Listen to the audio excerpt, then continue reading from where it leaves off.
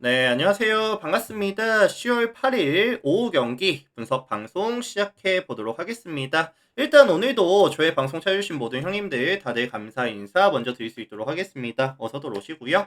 자, 유튜브로 보시는 분들은 시작하기 전에 아직까지 내가 구독이라든지 좋아요 안 눌렀다라고 하시는 분들 계시다면은 구독, 좋아요 한 번씩만 조금 눌러주시면 감사드릴 수 있도록 하겠습니다. 실버 자, 30님 오늘 추천 분석은 감사합니다. 총 3가지 경기 분석 준비해 왔고요. KBL 2가지 경기에다가 K리그 2 또 1가지 경기, 총 3가지 경기 이벤트 들어가 볼 수 있도록 할 거고, 유튜브로 보시는 분들도 지금 멤버십이 오픈이 되어 있어요. 그래서 전체 경기에 대한 경기 분석표라든지 아니면 주목할 만한 탁구에 스리썸님 대한 추천 경기들 감사합니다. 체크해 보고 싶으신 분들이 계시다라고 하신다면 가입 많이들 해주시고요. 같이 또 이제 좋은 결과들 만들어 나가면 좋을 것 같습니다. 뭐 최근 흐름 같은 경우에는 이제 커뮤니티 확인하시면은 결과가 조금 나와 있기 때문에 흐름들이 나와 있기 때문에 참고해 주시면 좋을 것 같고요. 어쨌든 오늘 3가지 경기 깔끔하게 멘트 들어가 보고 마무리 지어 보고 제 분석 멘트랑 한번 비교해 보시면 또 좋을 것 같네요. 자, 들어가 보도록 하겠습니다. 자, 가장 먼저 살펴볼 경기는 DB랑 정관장 경기 먼저 살펴보도록 할 건데, 자, 일단 지금 양 팀 다 2게임씩 게임을 치렀습니다. 그래서 지금 DB는 1승 1패를 가져가고 있고요. 정관장은 2승 0패를 가져가고 있는 상황이죠. 일단 정관장 같은 경우에는 예상대로 딜라스님 초반에 추천 조금 달릴 감사합니다. 거다. 초반에 프레스가 좀 있을 거다라는 예상을 했었고 2승을 챙겨가고 있거든요.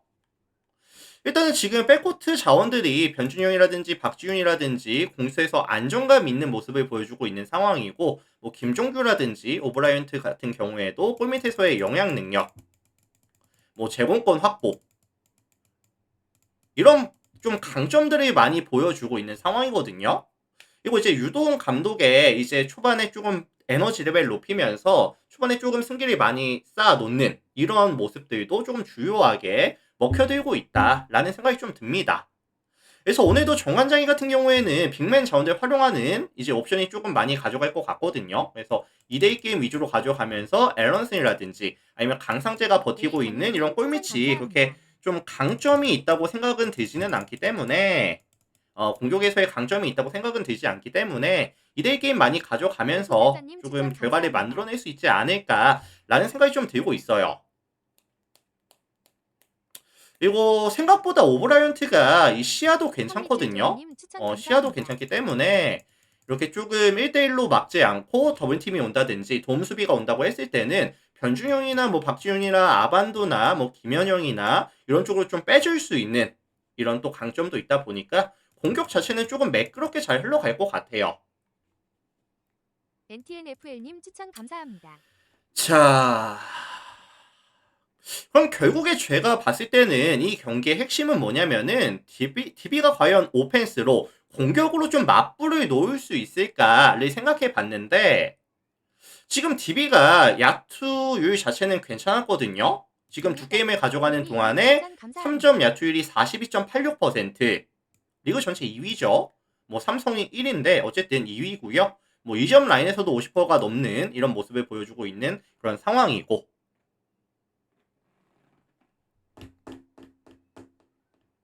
그래서 일단은 뭐 알바노가 가져가는 시즌 초다 보니까 아이솔레이션에 대한 강점이 아무래도 올라가 있는 구간이기도 하고요.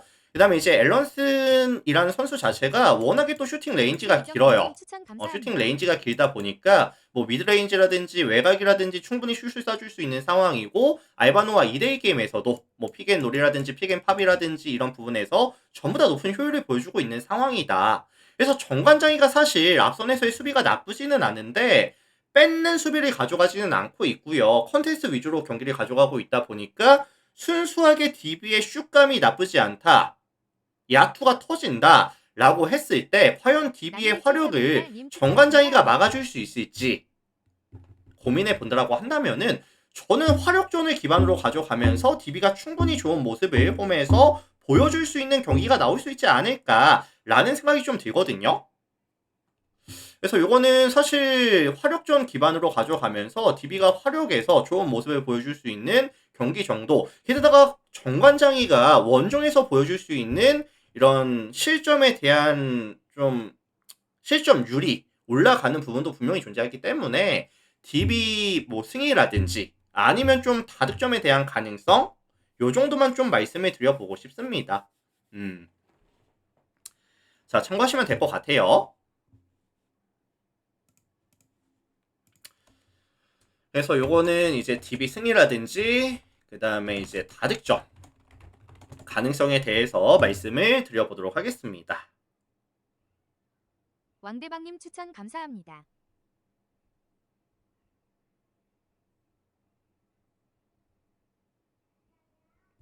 자, 참고하시고요. 다음 경기 넘어갈게요.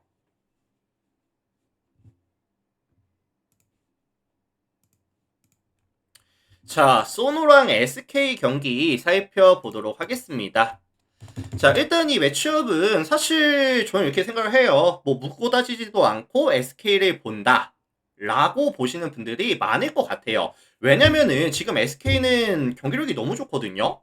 뭐 KT라든지 LG 같은 또 강팀을 만나서도 충분히 경쟁력 있는 모습을 보여줬었고, 특히나 직전 이 KT와의 만남에서는 104대 64 40점 차 승리를 가져왔었거든요. 무려 KT를 상대로. 그래서 과연 손호가 지금 2연패 중인 상황에서 SK와 상대가 되겠느냐, 이거는 그냥 뭐 SK가 승리 가져가겠지 라고 접근을 하시는 것도 이해가 되기는 합니다. 특히나 이 SK가 화력이 진짜 좋거든요. 경기당 평균 득점이 96.5득점씩을 가져가고 있는 상황이고, 오펜시브 레이팅에 있어서는 126.3을 기록하면서 리그 전체 압도적인 1위를 기록하고 있는 상황이기도 하고요. 원희가 보여줄 수 있는 골밑에서의 득점 지원이라든지 아니면 김낙현과 가져가는 뭐 2대2 게임이라든지, 게다가 이제 원희가 컨트롤 타워스의 역할도 가져가 주다 보니까 이 흐름 자체가, 공격 자체가 굉장히 좀 유기적으로 잘 흘러가고 있다? 지난 시즌 같이 약간 달리는 농구는 아니지만서도 이번 시즌 세트 오펜스에서 보여주는 이런 기대값 자체가 굉장히 많이 올라가 있다고 보고 있어요. 그래서 뭐 원이라든지 김낙현이라든지, 게다가 이 톨렌티노가 야투가 굉장히 좋습니다. 스팟업 상황에서의. 그러다 보니까 알고서도 못 막는 공격들이 계속 이어지고 있다.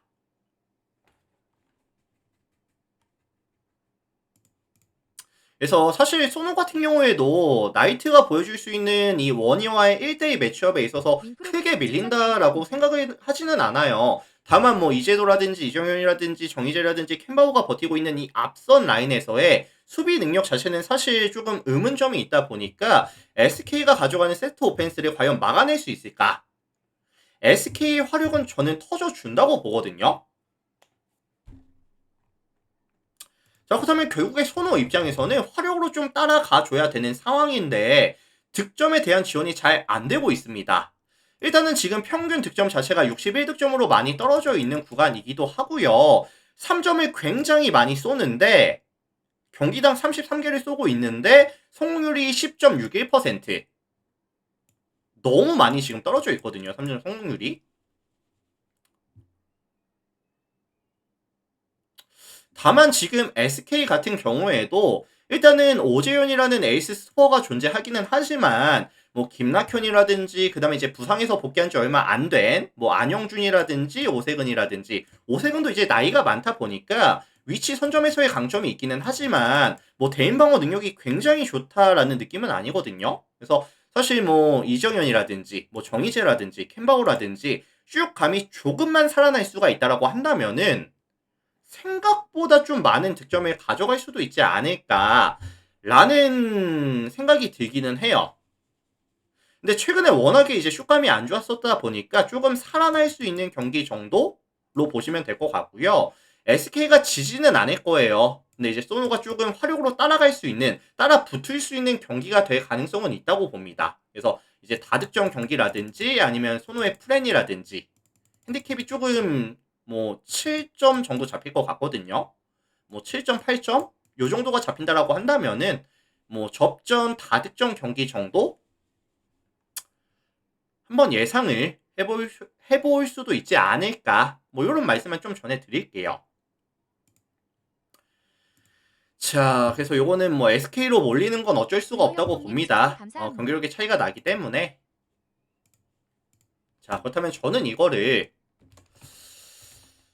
일단은 뭐 오바 가능성, 그 다음에 이제 소노 프랭 가능성, 요 정도만 좀 말씀을 드려볼게요. 참고하시면 될 것 같습니다. 자, 다음 경기 볼게요. 다음 경기는 인천 유나이티드와 삼성, 수원 삼성의 매치업 살펴볼 텐데, 일단 뭐 리그 1위, 2위 싸움이죠. 리그 1, 2위 싸움이고, 다만 최근 두 팀이 최근 경기력이 좋다라고 보긴 좀 애매하거든요. 두 팀이 나란히 2승 1무 2패씩. 2승 1무 2패씩.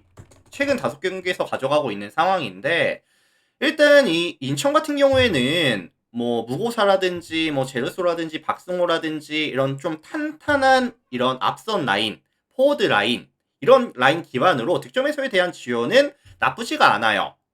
근데 이제 문제가 뭐냐면은 최근에 수비 쪽에서의 조금 이탈이 많았습니다. 뭐 김명순이라든지 뭐 박경섭이라든지 이런 핵심 코드들이 조금 빠져나가다 보니까 득점에 대한 지원은 나쁘지는 않지만 실점에 대해서 조금 많이 올라와 있거든요, 최근에.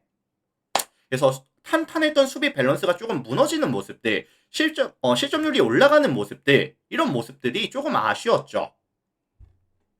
그래서 시즌 초반, 중반에 보여줬었던 압도적인 공수 밸런스는 최근에 보여주지 못하고 있다. 냉정하게 봤을 때. 자, 반면에 이에 맞서는 원정팀 수원 삼성 같은 경우에는 수비에서의 약점이 여전히 유지가 되고 있고요. 화력으로 이런 부분이 좀 메꿔줘야 되는 모습을 보여주는 팀인데, 일단 가장 큰 변수가 뭘까요, 오늘?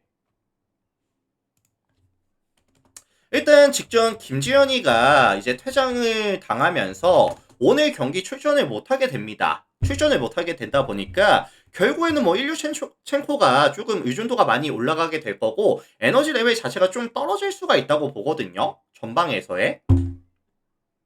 그래서 요거는 뭐 종합해 보자면은 화력전이 좀 기반이 될 것 같은데 홈에서의 이점을 가져가는 이제 인천이라든지 아니면 이제 김지현에 대한 리스크를 가져가는 수원이라든지 이런 부분들이 조금 강조가 될 것 같아요. 그래서 요거는 뭐 인천 승에다가 이제 다득점에 대한 가능성까지 뭐 언급이 좀 드려볼 수 있지 않을까라는 멘트만 드려보도록 하겠습니다.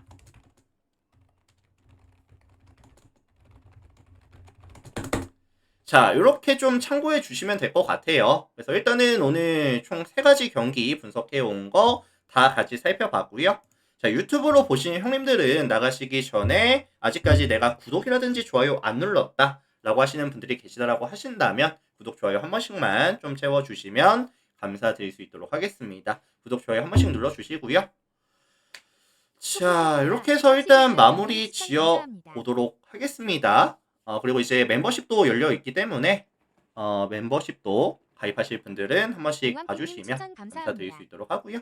마무리 지어 보도록 하겠습니다. 자, 다들 감사합니다. 유튜브 형님들.